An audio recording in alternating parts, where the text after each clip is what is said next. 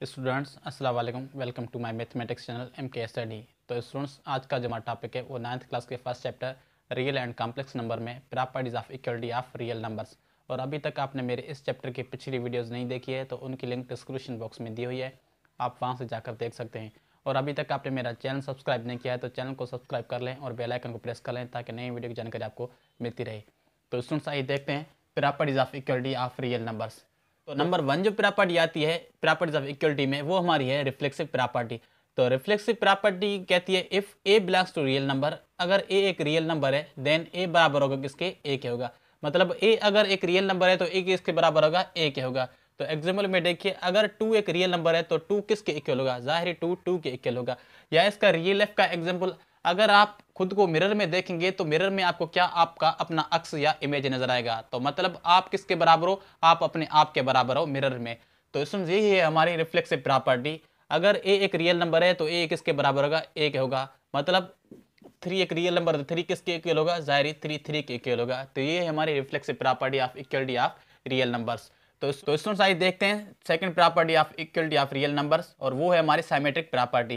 तो symmetric property में क्या है, if A and B belongs to real number, अगर ए और बी क्या है, दो रियल नंबर से, देन ए बराबर बी के, तो इसका मतलब क्या है, बी भी किसके बराबर होगा, ए के बराबर होगा। मतलब ए और बी का दोनों का जो वैल्यू है वो क्या है, सेम है। अगर ए बी के बराबर है तो बी भी किसके बराबर होगा, ए के बराबर होगा।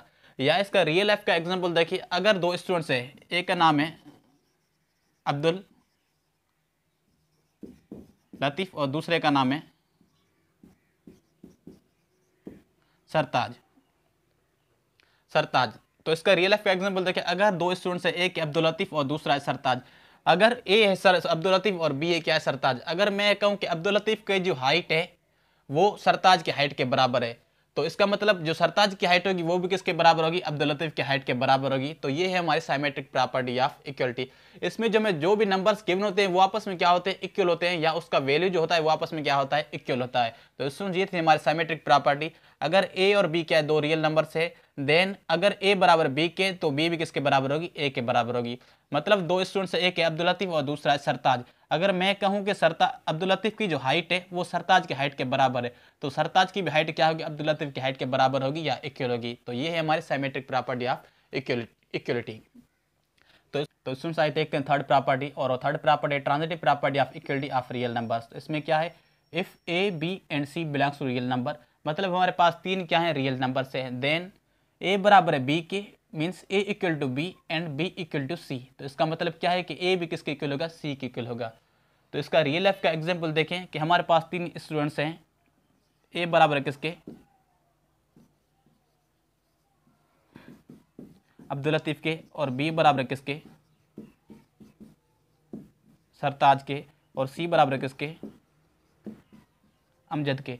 तो मतलब ए बराबर है बी के एंड बी बराबर सी के, तो इसका मतलब ए भी किसके इक्वल होगा, सी के इक्वल होगा।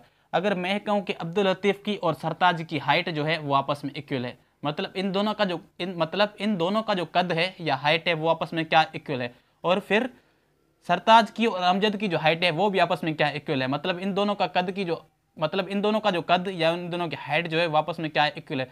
तो इसका मतलब अगर अब्दुल लतीफ और सरताज की हाइट इक्वल है और फिर सरताज की और अमजद की हाइट इक्वल है, तो इसका मतलब अब्दुल लतीफ की और अमजद की हाइट आपस में क्या होगी, इक्वल होगी या सेम होगी। तो ये है हमारी transitive property of equality of real numbers. तो अगर ए बराबर है बी के और बी बराबर सी के, तो इसका मतलब ए भी किसके इक्वल होगा, सी के इक्वल होगा।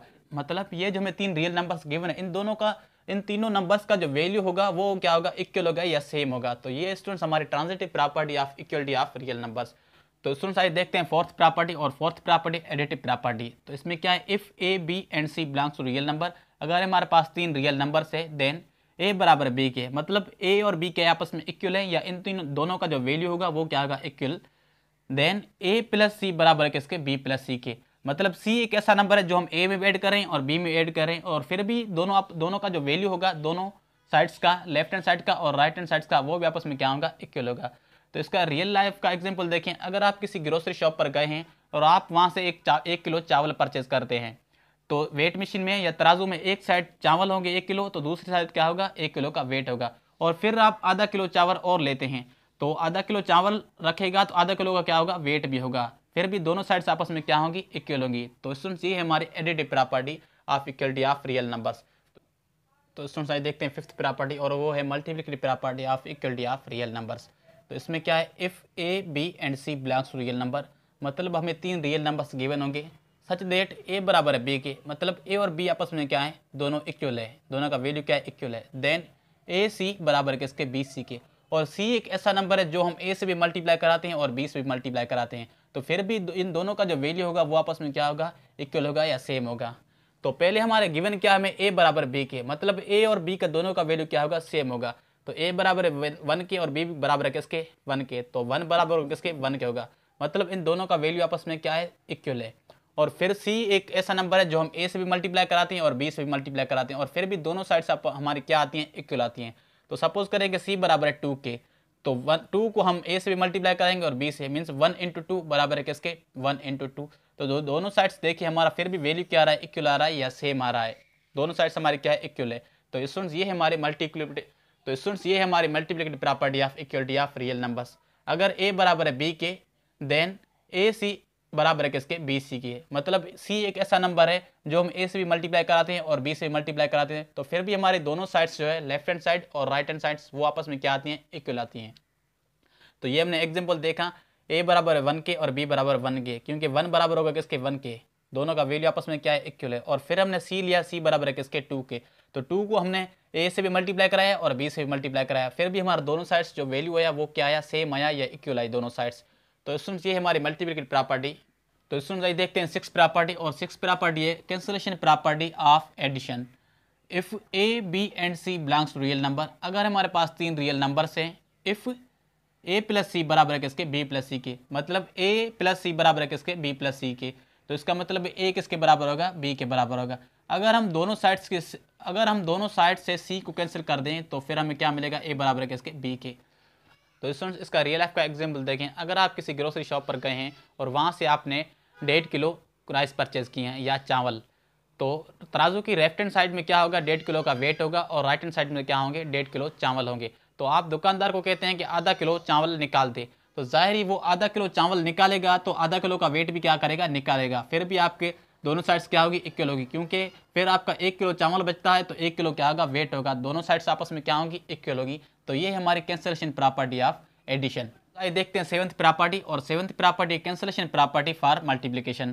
तो इसमें क्या है, if A B and C belongs to real number, मतलब हमारे पास 3 रियल नंबर्स होंगे and C does not equal to 0, और जो थर्ड रियल नंबर होगा सी, वो 0 के इक्वल नहीं होगा। इफ अगर ए सी बराबर है किसके, बी सी के, मतलब ए सी इक्वल है किसके, बी सी के, देन ए बराबर होगा किसके, बी के। अगर हम दोनों साइड से सी को कैंसिल कर दें, बोथ साइड डिवाइडेड बाय सी, अगर दोनों साइड्स को हम सी से डिवाइड कराएं तो यहाँ से हमारी सी कैंसिल हो जाएगी और यहाँ से भी सी कैंसिल हो जाएगी, तो हमें क्या मिलेगा, ए बराबर होगा इसके, बी के। तो सपोज करें ए का वैल्यू 1 है और बी का वैल्यू 1 है और सी का वैल्यू क्या है, 2 है, मीन्स 1 इंटू 2 ए सी बराबर है किसके, बी सी के, मतलब ए का वैल्यू 1 है और सी का वैल्यू 2 है, और यहाँ पर बी का वैल्यू 1 है और सी का वैल्यू क्या है, 2 है। तो अगर हम दोनों साइड 2 से डिवाइड कराएं, ए सी को भी 2 से डिवाइड करें और बी सी को 2 से डिवाइड करें, तो यहाँ से हमारा 2 कैंसिल हो जाएगा, तो हमें क्या मिलेगा, 1 इक्वल किसके मिलेगा, 1 के इक्वल मिलेगा। तो स्टूडेंट्स ये है हमारी cancellation property for multiplication of equality of real numbers. तो आई होप आपको ये प्रॉपर्टी समझ में आई होगी। तो स्टूडेंट्स अगर आपको कोई डाउट है या क्वायरी है तो आप मुझे कमेंट कर सकते हैं, और अभी तक आपने मेरा चैनल सब्सक्राइब नहीं किया है तो चैनल को सब्सक्राइब कर लें और बेल आइकन को प्रेस कर लें ताकि नई वीडियो की जानकारी आपको मिलती रहे।